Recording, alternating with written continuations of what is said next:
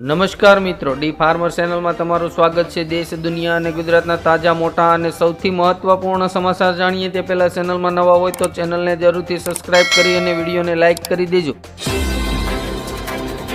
રહેણાંક મિલકતો પર ભાડાની આવકને હવે ઇન્કમ ફ્રોમ હાઉસ પ્રોપર્ટી તરીકે ગણવામાં આવશે। ઘર ભાડે આપનારા મકાન માલિકોએ હવે વધુ ટેક્સ ચૂકવવો પડશે। હવે પરણેલા લોકોની ચિંતાનો અંત આવશે। સરકાર આપશે દર મહિને 10,000 રૂપિયા। રાજસ્થાન સરકારનો મોટો નિર્ણય, રેશન કાર્ડ ધારકોને મળશે 450 રૂપિયામાં ગેસ સિલિન્ડર। ઉત્તર પ્રદેશમાં સ્વાસ્થ્ય સેવાની કંગાળ સ્થિતિ પર કોંગ્રેસ નેતા પ્રિયંકા ગાંધીએ સરકારની ટીકા કરી। અમદાવાદમાં ઓલા ઉબેર ટેક્સી મોંઘી થશે, પ્રતિ કિલોમીટર દીઠ ₹20 ભાડું વસૂલશે। રાજકોટ મહાનગરપાલિકા દ્વારા શ્રાવણ માસના સોમવારે માંસ, મટન, મચ્છી અને ચિકનનું વેચાણ કરવા પર પ્રતિબંધ। નવી શિક્ષણ નીતિમાં ધોરણ 6 થી બાળકોને વ્યવસાયિક શિક્ષણ આપવામાં આવશે। રોજગારીની તકો વધશે।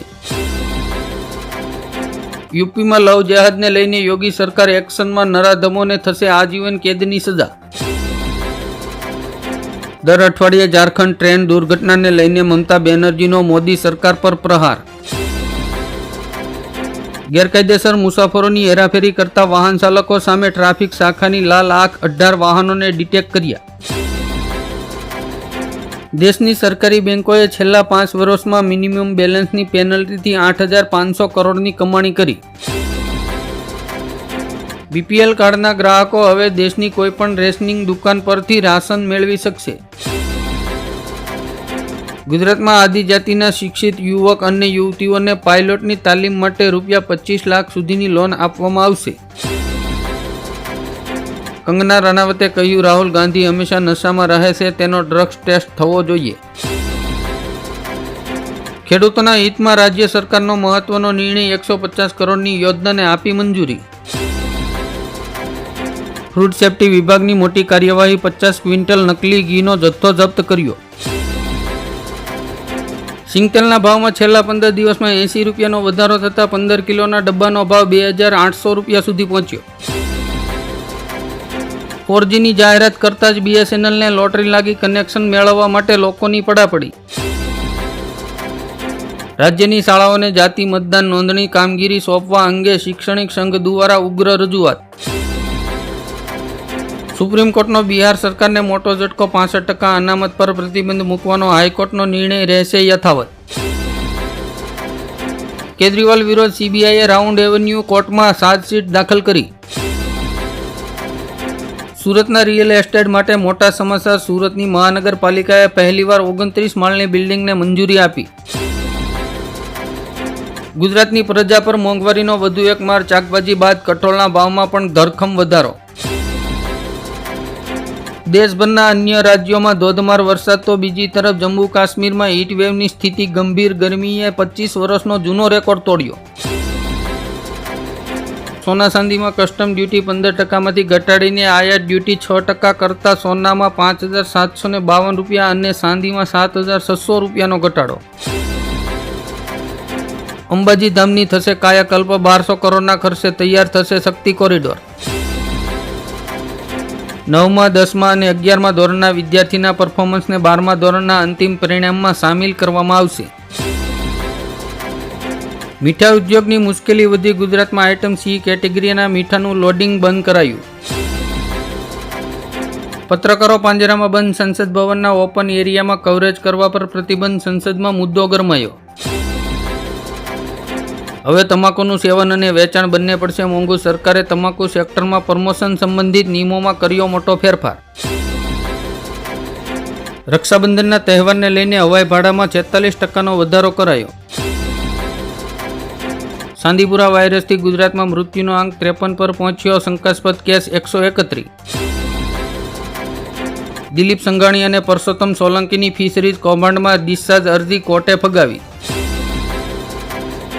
ગુજરાત યુનિવર્સિટીએ 5 નવી સ્વનિર્ભર કોલેજોને મંજૂરી આપતા બેઠકો 3,000 સુધી પહોંચી। ભાવમાં સતત કડાકા સાથે દેશનો હીરા ઉદ્યોગ ભારે મુશ્કેલીમાં, તેમજ લેગ્રોન હીરાની નિકાસમાં 15% સુધીનો ઘટાડો। બાબા રામદેવને હાઈકોર્ટનો નવો ઝટકો, દવા પર કરેલો દાવો પરત ખેંચવો પડશે. સુલતાનપુરા તાલુકામાં સરકારી સસ્તા અનાજની દુકાનમાં નકલી પ્લાસ્ટિક ચોખા મળી આવ્યા.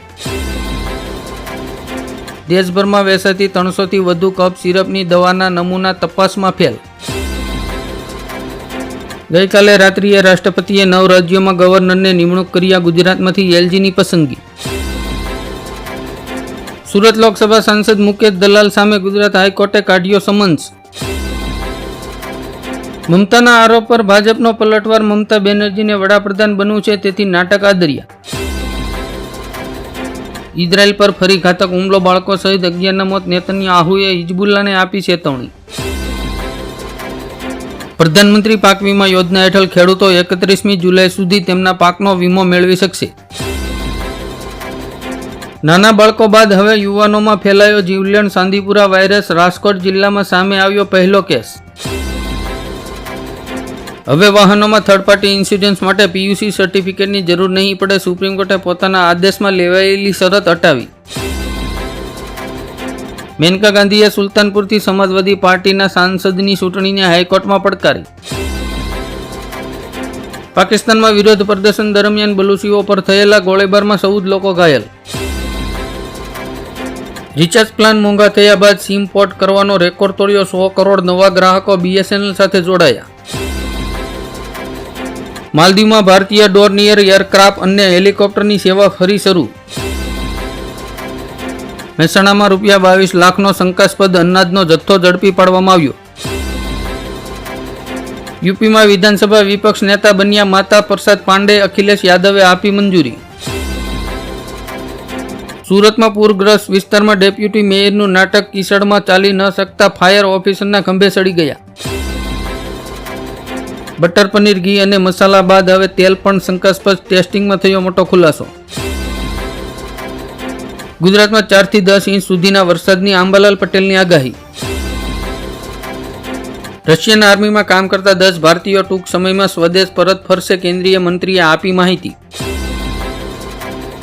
પેરિસ ઓલિમ્પિકમાં ભારતને પહેલો મેડલ. શૂટર મનુ ભાકરેએ બ્રોન્ઝ જીતીને રચ્યો ઇતિહાસ. તુર્કીની સંસદે સોમાલિયામાં નૌકાદળ મોકલવાના પ્રસ્તાવને મંજૂરી આપી. અમદાવાદમાં રિક્ષા ભરો આંદોલનની ચીમકી. સફેદ નંબર પ્લેટવાળી પેસેન્જર ભાડા માટે ચાલતી 2 વ્હીલર બંધ કરવાની માંગ. સીએએનો પ્રસાર કરવા બદલ પીએમ મોદી સહિત ભાજપના ટોચના નેતાઓ સામે નોંધાઈ ફરિયાદ. અમેરિકા 2.5 લાખ યુવાનોની કરશે હકાલપટ્ટી. લિસ્ટમાં સૌથી વધારે ભારતીયોના નામ. મોંઘા મોબાઈલ ટેરિફમાંથી મળશે રાહત. ટ્રાઈએ કરી સ્પષ્ટતા. ડેટા વગરનો સસ્તો પ્લાન ફ્રી આવશે. કોંગ્રેસની મહિલા નેતાઓ સુરક્ષા મુદ્દા પર આગામી 29 જુલાઈએ દિલ્હીના જંતર મંતર મેદાન ખાતે વિવિધ માંગણીઓ લઈને આંદોલન કરશે. ગુજરાતમાં અતિભારે વરસાદનો હવે સૌથી મોટો રાઉન્ડ આવશે. સુરત, નવસારી અને વડોદરામાં અપાયું આગાહીનું એલર્ટ. સત્તામાં આવતા જ અગ્નિવીર યોજના રદ કરી દઈશું. અખિલેશ યાદવનું મોટું એલાન. કમલમમાં 400 ગાડી ભાડે રાખી આશરી ઢગાએ. ભાજપના કાર્યકર્તાઓ સામે કાર્યવાહી કરવા જિગ્નેશ મેવાણીની માંગ. પીએમ મોદીની અધ્યક્ષતામાં નીતિ આયોગની બેઠક શરૂ. 7 રાજ્યોના સીએમએ બેઠકનો કર્યો બહિષ્કાર. દિલ્હી તિહાર જેલમાં 125 કેદીઓને એચઆઈવી પોઝિટિવ અને 200 કેદીઓને રિપીલીસ રિપોર્ટ આવ્યા બાદ મચ્યો ખળભળાટ. આંધ્રપ્રદેશ પર 9,74,556 કરોડનું દેવું. નાયડુ સરકારે બહાર પાડ્યું શ્વેતપત્ર. ગુજરાત સરકાર ભ્રષ્ટાચાર મુદ્દે વધુ આક્રમક. પરિવારમાં કોઈપણ બીજાના નામે મિલકત ખરીદી હશે તો પણ કરશે જપ્ત.